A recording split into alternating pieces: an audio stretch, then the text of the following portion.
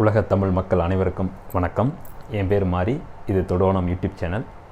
இன்றைக்கி இந்த சேனலில் நம்ம என்ன பார்க்க போகிறோம் அப்படின்னா, கழுகை பற்றின விஷயங்களை தான் பார்க்க போகிறோம்.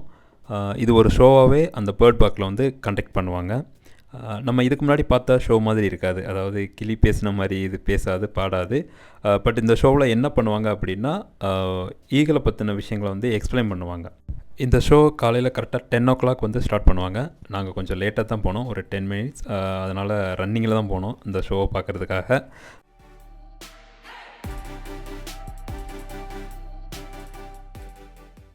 கழுகை பற்றின விஷயங்கள் நம்ம ஸ்கூல்லே படிச்சிருப்போம். இது ஒரு கொன்று தின்னி பறவைன்னு சொல்லுவாங்க. ஸோ உலகத்தில் மொத்தமாக எடுத்துக்கிட்டிங்கன்னா கழுகில் வந்து 74 இனங்கள் இருக்குதுன்னு சொல்கிறாங்க. அதுவும் வந்து ஆப்பிரிக்காவில் வந்து அதிகமாக இருக்கும்னு சொல்கிறாங்க.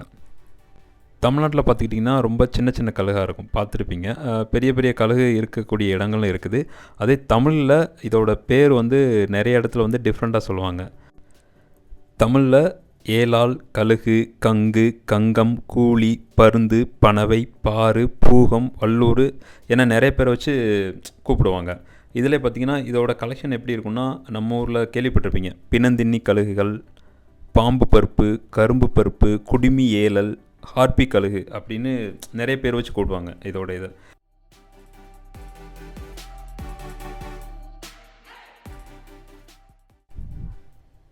கழுகை பொறுத்தளவில் ஒரு முறைக்கு வந்து 2 முட்டை தான் இடும்னு சொல்கிறாங்க. அது மாதிரி ஆண் கழுகை விட பெண் கழுகு வந்து உயரத்துலையும் சரி திறமையிலையும் சரி ரொம்பவே வந்து பயங்கரமாக இருக்குமா. அது மாதிரி கழுகு எவ்வளோ தான் உயரத்தில் பறந்தாலும் தரையில் இருக்கிற ஏதாவது எலியோ அல்லது தண்ணியில் இருக்க மீனை வந்து துல்லியமாக பார்க்கக்கூடிய திறமை இருக்குதுன்னு சொல்கிறாங்க கழுகுக்கு.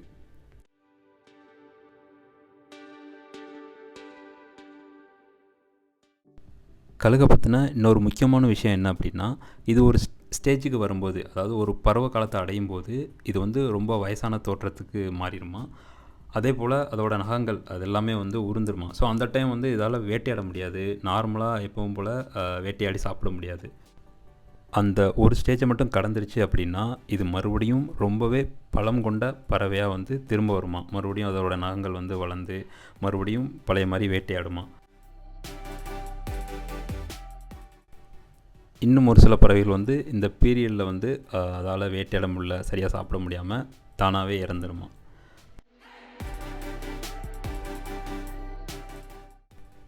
இது மாதிரி வேறு ஏதாவது ஒரு சுவாரஸ்யமான விஷயங்களை அடுத்த வீடியோவில் பார்க்கலாம்.